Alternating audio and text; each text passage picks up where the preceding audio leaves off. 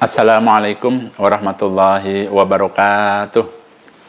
Alhamdulillahirabbil alamin. Asyhadu an la ilaha illallah wa asyhadu anna Muhammadan abduhu wa rasuluh sallallahu alaihi wasallam wa ala alihi wa ashabihi amma ba'da.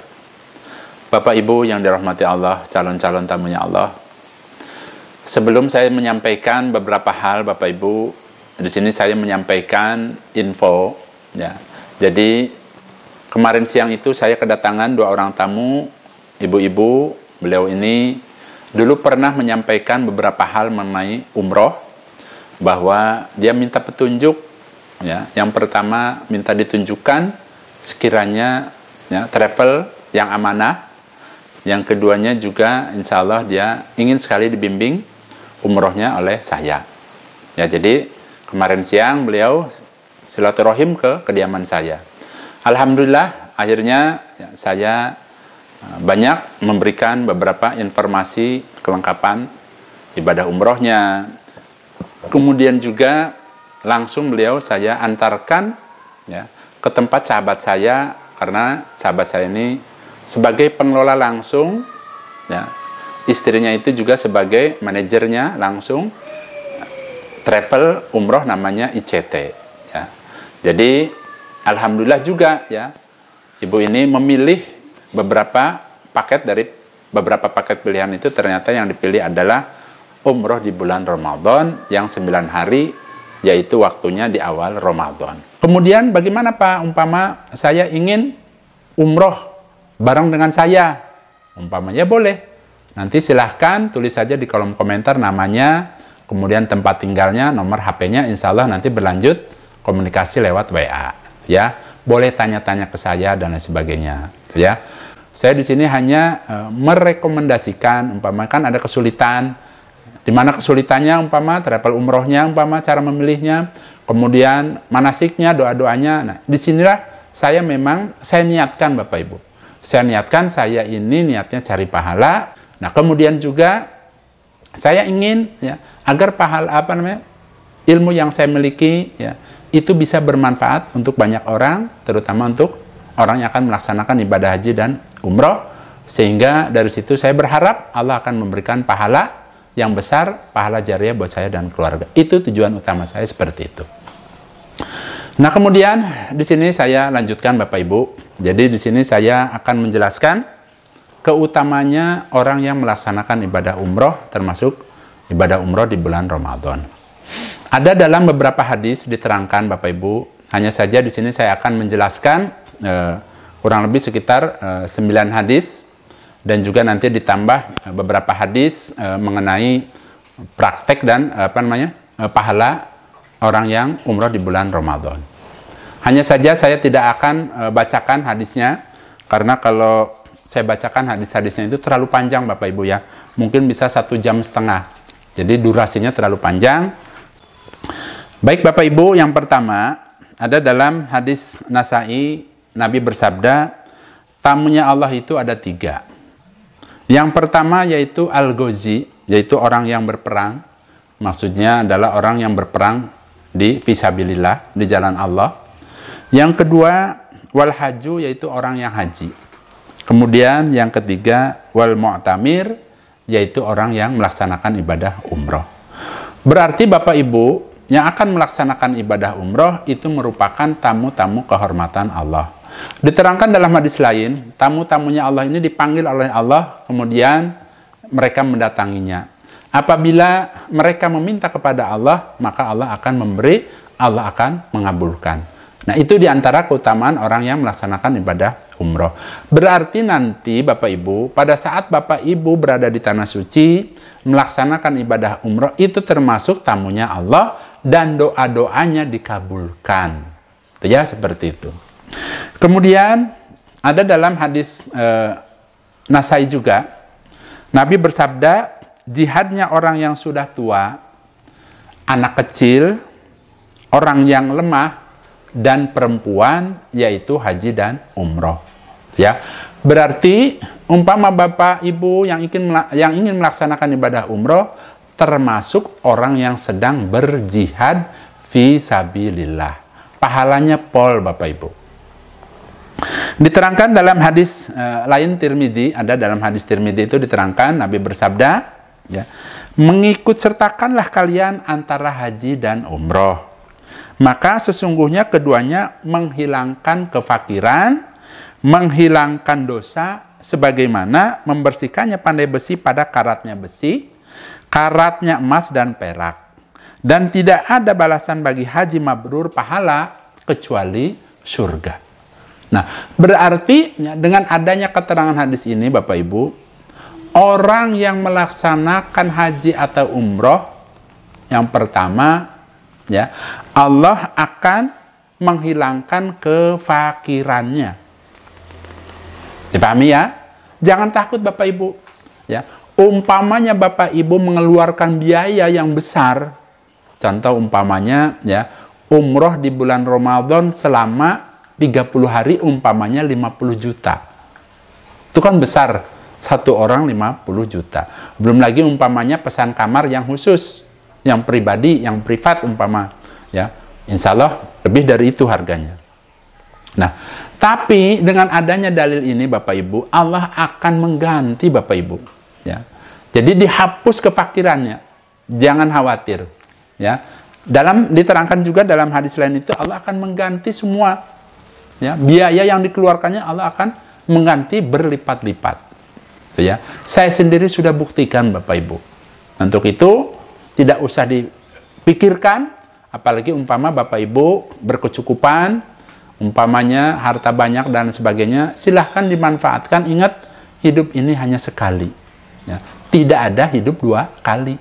Yang ada adalah kematian, dan nanti setelah kematian, disitulah nanti Bapak Ibu ada dua tempat, yaitu surga dan neraka. Berarti diusahakan, mumpung Allah memberikan kepada Bapak Ibu umpama rezeki yang berlimpah, diberikan umur panjang, diberikan waktu luang, longgar, manfaatkan. Karena apa? Pahalanya pol. Ya. Belum lagi tadi, Allah tadi ya, diterangkan Allah akan menghilangkan kefakiran. Yang keduanya, Allah akan menghapus dosa-dosanya. Sebagaimana pandai besi menghilangkan karat. Ya. Baik itu karat besi, karat emas maupun karat perak. Maksudnya dilebur biar murni. Nah, berarti Bapak Ibu juga yang haji maupun umroh, Allah akan menghapus dosa-dosanya. Kemudian ada dalam hadis Imam Bukhari diterangkan Nabi bersabda, ya, tidak dipersungguh, ya, tidak dicepatkan kendaraan kecuali menuju ke 3 masjid. Yang pertama yaitu Masjidil Haram, yang kedua Masjid Nabawi, dan yang ketiga Masjidil Aqsa. Maksudnya di sini adalah bila Bapak Ibu bepergian kemana umpamanya, belum dikatakan mempersungguh di hadapan Allah, belum. Ya. Kalau umpama Bapak Ibu ya, belum mendatangi Masjidil Haram, kemudian Masjid Nabawi, ataupun Masjidil Aqsa. Jadi umpama Bapak Ibu berziarah kemana umpamanya, itu belum dikatakan mempersungguh, belum dikatakan pol. Ya, berarti umpama pilihan Bapak Ibu ingin melaksanakan ibadah umroh itu udah super betul Bapak Ibu. Tandanya mempersungguh ibadah kepada Allah. Ya, umpama nih ya, sebelumnya umpama hanya berziarah kemana, itu belum dikatakan pol Bapak Ibu. Kalau umpama selama hidupnya belum bisa mengunjungi Masjidil Haram, belum beribadah di sana, maupun tadi ke Madinah beribadah di Masjid Nabawi atau ke Palestina, yaitu Masjidil Aqsa. Itu ada dalam hadis Imam Bukhari. Kemudian ada dalam hadis Imam Bukhari juga diterangkan mengenai lipatan pahala sholat.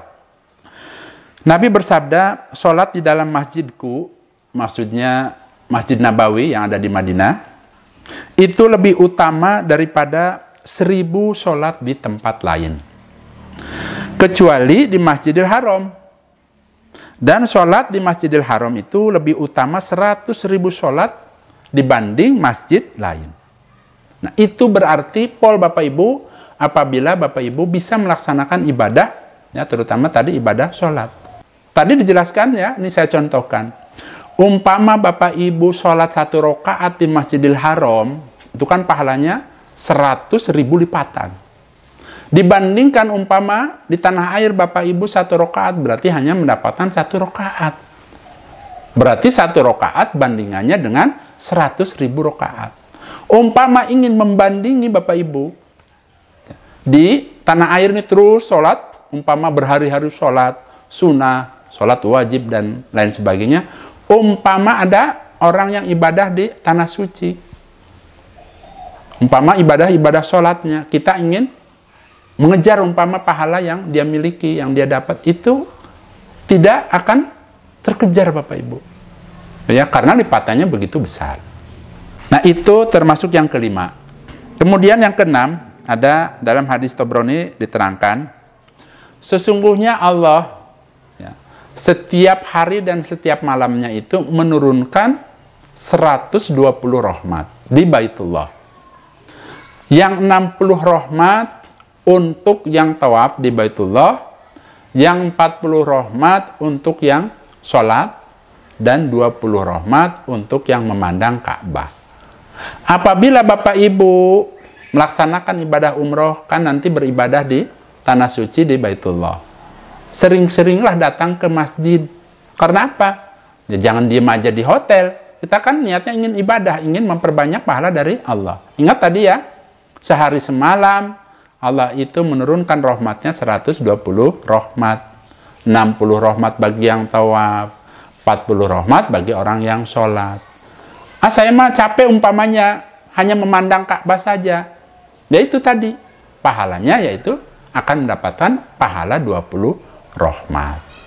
Dengan catatan semua amal ibadahnya diniatkan karena Allah. Ya seperti itu.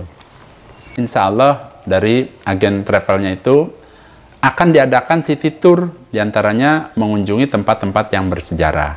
Termasuk nanti Bapak Ibu insya Allah akan dibimbing menuju ke Masjid Quba. Ya, apa pahalanya orang yang beribadah di Masjid Quba? Dalam hadis riwayat Nasai diterangkan, Nabi bersabda, barang siapa yang keluar, maksudnya keluar rumah, kemudian menuju ke Masjid Quba, kemudian dia melaksanakan sholat di dalam Masjid Quba, maka pahalanya bandingannya orang yang melaksanakan ibadah umroh. Berarti pahalanya pol Bapak Ibu. Kalau kita umpama ibadah di masjid selain yang tadi di Masjid Quba, umpama di Indonesia umpamanya, kan hanya akan mendapatkan pahala sholat. Tapi kalau kita sholat di Masjid Quba, jelas pahalanya pol. Bandingannya orang yang melaksanakan umroh. Itu ya. Berarti kalau orang yang umroh nanti panen pahala Bapak Ibu. Nah, mumpung ada kesempatan Bapak Ibu, silahkan manfaatkan waktunya, umurnya, hartanya untuk beribadah kepada Allah, ngepolkan ibadah Bapak Ibu. Ya karena apa? Kalau kita ibadah di tanah suci, jelas ya, lipatan pahalanya pol Bapak Ibu. Ya, tadi yang ketujuh, kemudian yang kedelapan, ya, ada dalam hadis riwayat Tirmidzi diterangkan, yaitu keutamanya hijir Ismail. Pada saat itu, ya, Aisyah istri Nabi ya, ingin melaksanakan sholat di dalam Ka'bah. Namun, ya, Nabi memegang tangan istrinya, kemudian beliau mengajak ke hijir Ismail. Ya, kemudian Nabi bersabda, ya, bila ingin sholat di dalam Ka'bah, ya, silahkan sholat di hijir Ismail. Karena apa? Ya, karena hijir Ismail merupakan bagian dari Ka'bah. Nah, berarti tempat itu merupakan tempat yang mustajab. Silahkan. Ya, pada saat ibadah umroh, umpamanya ingin memperbanyak ibadah di tanah suci, kemudian ingin masuk Ka'bah. Ya, sesuai dalam hadis Tirmidzi ini diterangkan, silahkan Bapak Ibu masuk saja ke hijir Ismail. Boleh sholat, boleh berdoa di situ. Itu sama dengan orang yang sholat di dalam Ka'bah. Kemudian yang kesembilan, ada dalam hadis riwayat Ibnu Majah diterangkan, ya, Nabi bersabda, niscaya sungguh akan datang ini Hajar Aswad pada hari kiamat, dan baginya dua mata yang melihat, dan mulut yang berbicara, dan menyaksikan pada orang yang mengusap Hajar Aswad dengan benar. Nanti pada hari kiamat Hajar Aswad Allah akan memberikan padanya kedua mata dan dia dapat berbicara, dia menyaksikan kepada orang-orang yang mengusap dirinya dengan benar. Ini sekalian saya jelaskan. Dalam hadis lain itu diterangkan, barang siapa yang mengusap Hajar Aswad dan Rukun Yaman, Allah akan menghapus beberapa kesalahannya. Kemudian, ya, di sini juga saya akan menjelaskan Bapak Ibu, umpamanya Bapak Ibu ingin mencium Hajar Aswad, bagaimana prakteknya? Nah, Bismillahirrahmanirrahim, silahkan cium. Bismillahirrahmanirrahim boleh, pakai tangan, hanya diusap juga boleh. Ya. Tapi kalau prakteknya untuk pojok Rukun Yaman, cukup diusap saja, tidak dicium. Kemudian, tempo hari juga ada yang menanyakan mengenai pahala orang yang melaksanakan ibadah umroh di bulan Ramadan. Diterangkan dalam hadis riwayat Ibnu Majah, barang siapa yang menjumpai bulan Ramadan di Mekah, ya, kemudian dia berpuasa dan sholat dia di bulan Ramadan, maksudnya sholat malam, sholat yang sunnah, ya, maka baginya Allah mencatat, ya, atau menulis 100.000 bulan Ramadan di dalam selain Mekah, ya. Dan mencatat Allah baginya setiap hari memerdekakan 1 budak, dan setiap malamnya memerdekakan 1 budak, dan setiap hari menyerahkan kendaraan kuda untuk fisabilillah, dan setiap hari 1 kebaikan baginya, dan juga setiap malam mendapatkan 1 kebaikan. Itu diantaranya, ya, pahala orang yang melaksanakan umroh di bulan Ramadan. Ya, karena kalau kita melaksanakan ibadah umroh di bulan Ramadan, berarti kita menemui Ramadan di kota Mekah. Ya, terlebih umpamanya Bapak Ibu memilih paket umpama di awal Ramadan yang 9 hari. Nah, berarti termasuk dalam hadis ini. Barang siapa yang menjumpai bulan Ramadan di Mekah, kemudian dia berpuasa, kemudian dia melaksanakan sholat, ya, sholat yang mampu dia, maksudnya sholat sunnah, ya, maka baginya Allah akan mencatat atau menulis 100.000 bulan Ramadan baginya pahalanya. Belum lagi, ya, setiap harinya sama dengan, ya, Bapak Ibu menyerahkan kendaraan kuda untuk fisabilillah. Ya, belum lagi pahala yang lainnya, yaitu sama dengan setiap hari memerdekakan 1 orang budak. Setiap malamnya juga sama ditulis oleh Allah mendapatkan pahala sebagaimana dia memerdekakan 1 orang budak. Jadi pahalanya pol. Belum lagi nanti lipatan sholatnya. Ya, sholat yang biasanya jelas di sana sudah dilipatkan sama dengan sholat tersebut di bulan Ramadan, jelas pol. Berarti, ya, saya sangat menyarankan Bapak Ibu, hidup ini hanya sekali. Diusahakan umpama sudah pernah umroh, jangan berhenti di situ Bapak Ibu. Silahkan saya mengajak ke Bapak dan Ibu sekalian untuk bisa melaksanakan, ya, ibadah umroh di bulan Ramadan. Karena apa? Pol. Betul-betul pol pahalanya. Bahkan dalam hadis lain diterangkan dalam hadis riwayat Muslim mengenai orang yang melaksanakan umroh di bulan Ramadan. Nabi bersabda, umroh di bulan Ramadan itu menyamai orang yang haji atau haji bersamaku, maksudnya bersama Nabi. Ya, jadi pahalanya pol. Orang yang melaksanakan ibadah umroh di bulan Ramadan menyamai orang yang haji, maksudnya pahalanya. Pahalanya sama dengan orang yang haji atau, ya, orang tersebut haji bersama Nabi. Berarti pol. Namun di sini saya menjelaskan bukan berarti kalau orang sudah umroh di bulan Ramadan tidak berkewajiban haji. Di sini menjelaskan pahalanya. Pahalanya saking polnya itu sama dengan orang yang haji bersama Nabi. Itu ya. Jadi sekali lagi, hayo sama-sama, ya, selagi Allah memberikan umur kepada kita, kesempatan ini jangan disia-siakan untuk bisa memperbanyak ibadah kepada Allah, ya. Dan umpamanya, ini hanya sebagai masukan Bapak Ibu. Ya. Umpama orang tersebut memiliki usaha, umpamanya seorang pedagang.